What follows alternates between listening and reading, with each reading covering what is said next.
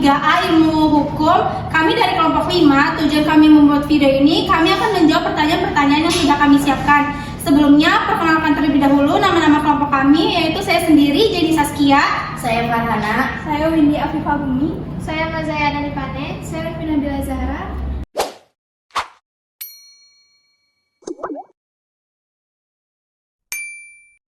Jawaban dari pertanyaan ini yaitu dalam hukum pidana itu mens rea dan actus reus itu adalah dua unsur yang sama-sama penting dan saling melengkapi, yang dimana actus reus itu menunjukkan adanya perbuatan pidana secara spesifik, sedangkan mens rea itu menunjukkan adanya sikap batin atau kesalahan pelaku. Mens rea ini memang sering dianggap lebih menentukan karena mencerminkan niat, kesengajaan atau sikap batin seseorang ketika melakukan tindakan. Namun tanpa actus reus itu kesalahan tidak dapat dipidana. Jadi keduanya itu tidak dapat dipisahkan, tetapi mens rea sering menjadi dasar utama dalam meningkatkan suatu kesalahan. Jawaban dari pertanyaan ini, karena asas legalitas menjamin bahwa orang hanya bisa dihukum berdasarkan aturan yang sudah ada sebelumnya. Jadi, negara tidak bisa seenaknya membuat aturan lalu menghukum orang mundur ke belakang. Itu sebabnya asas legalitas jadi benteng utama perlindungan warga negara dari kesewenang-wenangan.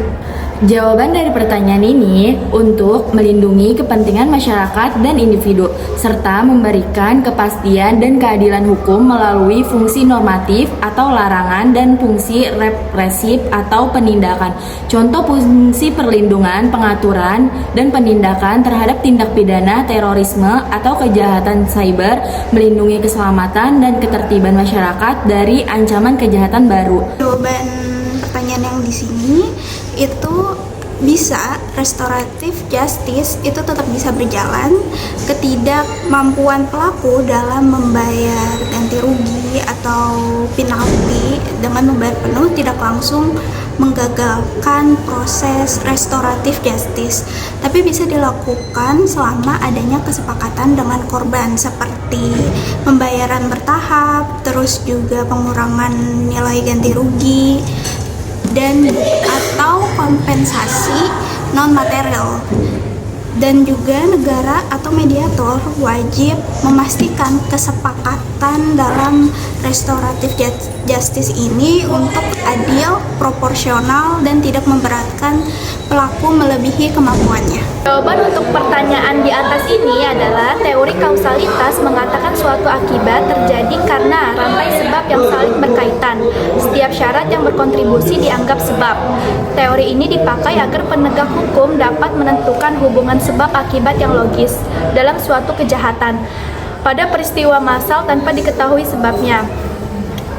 Jika ditemukan hubungan sebab akibat, maka tidak bisa ditentukan pelakunya. Polisi bisa menutupi kasus sementara, tetapi bukan berarti tidak ada sebab, hanya belum ditemukan bukti kausalnya. Lalu, jawaban dari pertanyaan ini yaitu pembuktian delik omisi itu atau tindakan negatif itu sulit karena tidak ada perbuatan yang konkret terlihat secara spesifik. Jaksa harus membuktikan bahwa pelaku memiliki kewajiban hukum atau bertindak mampu melakukan suatu tindakan tersebut, tetapi tetap memilih untuk tidak melakukan. Selain itu juga batas antara ketidaksengajaan dan ketidakmampuan bertindak sering samar sehingga diperlukan pembuktian tambahan seperti standar kewajaran, hubungan sebab akibat, dan kewajiban khusus pelaku. Jawaban dari pertanyaan ini yaitu supaya masyarakat paham dengan jelas apa yang dilarang. Tanpa rumusan yang jelas, aturan bisa ditafsirkan seenaknya. Jawaban dari soal ini, unsur perbedaan paling penting, objektif atau actus reus, unsur fisik atau perbuatan nyata yang dapat diamati, subjektif atau mens rea, unsur mental atau niat jahat, kesengajaan atau kealpaan, saling melengkapi. Keduanya harus ada untuk membuktikan tindak pidana. Unsur objektif membuktikan apa yang dilakukan dan unsur subjektif membuktikan mengapa niat perbuatan itu dilakukan. Tanpa actus reus tidak ada hukuman. Jadi jawaban untuk kasus ini, solusinya itu adalah kasus ini termasuk aberratio ictus, yaitu salah sasaran. Kalau kita lihat di doktrin, A itu tetap dianggap sengaja melakukan percobaan pembunuhan terhadap B dan kematian si C ini dinilai sebagai akibat yang dapat dipertanggungjawabkan, bisa dengan kealpaan atau dolus eventualis tergantung kasusnya lebih lanjut. Juga unsur kesengajaan tetap melekat pada niat awal si A yang ingin membunuh si B. Baik, untuk jawaban di atas ini adalah hukum pidana formil bekerja sebagai prosedur mengatur tata cara penyelidikan, penangkapan, penuntutan, persidangan, pembuktian, hingga pelaksanaan putusan. Hukum pidana material mengatur apa yang merupakan tindak pidana dan ancaman pidananya.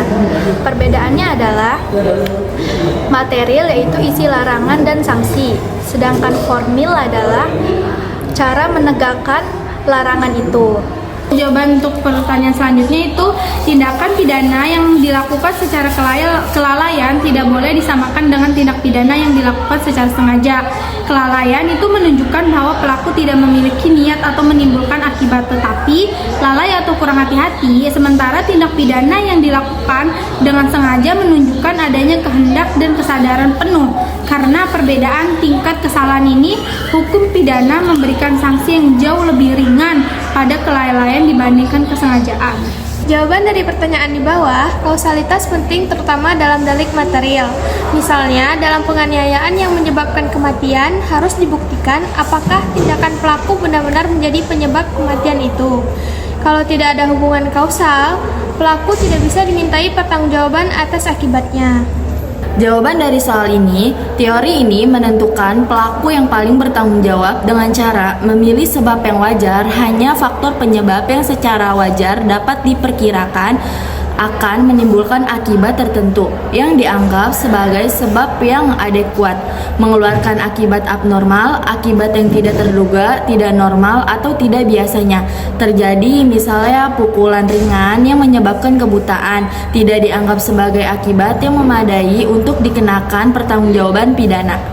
Jadi jawaban untuk kasus ini kalau dilihat dari dalam doktrin, hal ini termasuk dalam error fakti atau kesesatan mengenai fakta. Jika seseorang keliru mengenai keadaan faktual, misalnya mengira barang tersebut miliknya, maka unsur kesengajaan tidak terbentuk dalam kasus ini, karena ia tidak menghendaki dan tidak mengetahui bahwa perbuatannya tersebut adalah tindakan melawan hukum. Jawaban untuk pertanyaan selanjutnya yaitu jika fungsi preven pencegahan gagal, maka negara tetap menjalankan fungsi represif, yaitu penegakan hukum setelah kejahatan terjadi. Kegagalan preventif tidak menghapus pidana, pelaku tetap dipertanggungjawabkan. Itu ada juga jawaban dari pertanyaan selanjutnya, itu secara teori hukum pidana itu adalah ultimum remedium atau upaya terakhir ketika mekanisme lain tidak efektif.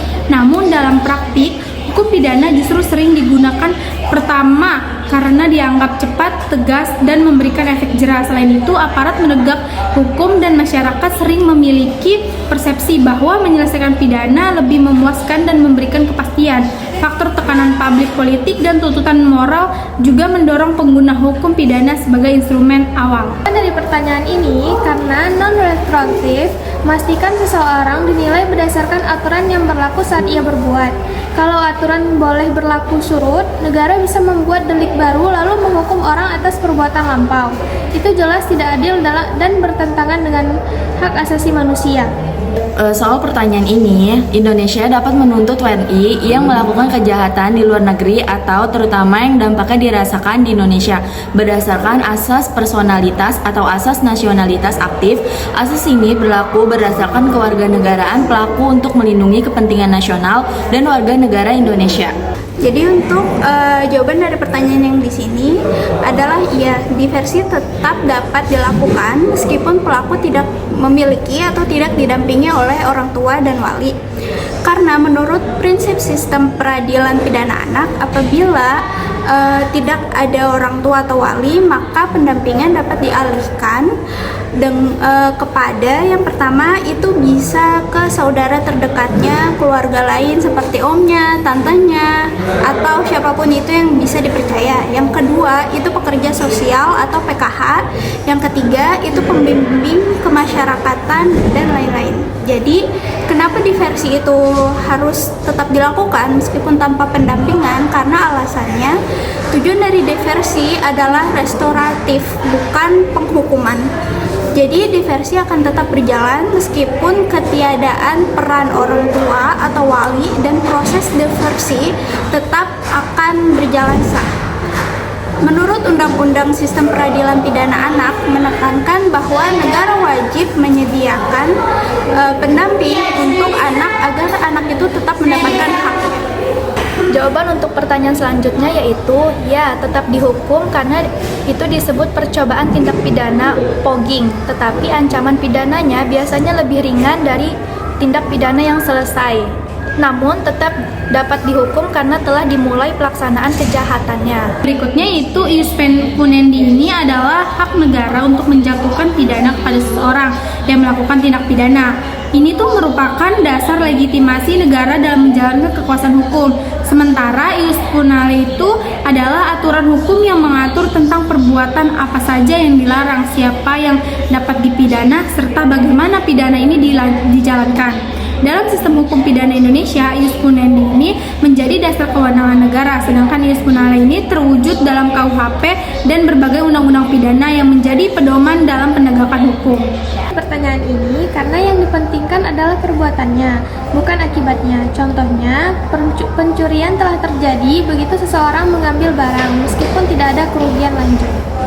Jawaban dari pertanyaan ini, kesewenang-wenangan penguasa hukum pidana gagal melindungi warga negara dari tindakan sewenang-wenang hilangnya kepastian hukum. Seseorang dapat dihukum atas perbuatan yang tidak secara jelas dan tegas dilarang oleh undang-undang tertulis atau lex scripta. Untuk jawaban dari pelaku yang dicampur atau tidak rehabilitasinya, pelaku yang menjalani rehabilitas itu tidak dipisahkan berdasarkan jenis perkaranya, tetapi berdasarkan kebutuhan terapinya di dalam proses rehabilitas itu. Juga tingkat resiko dan asesmen profesionalnya.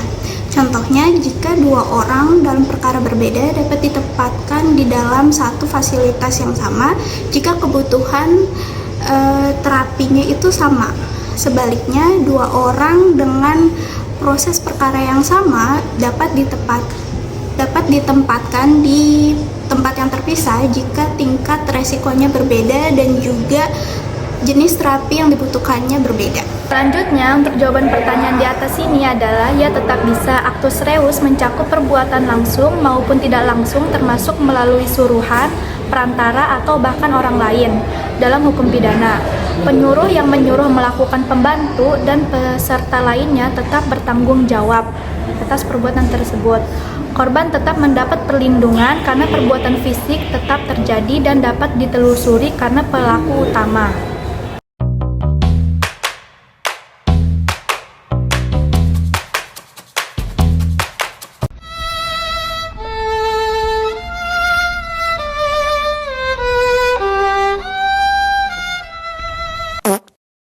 Baik, itu saja yang bisa kami sampaikan. Bila ada kekurangan, kami mohon maaf. Wassalamualaikum warahmatullahi wabarakatuh.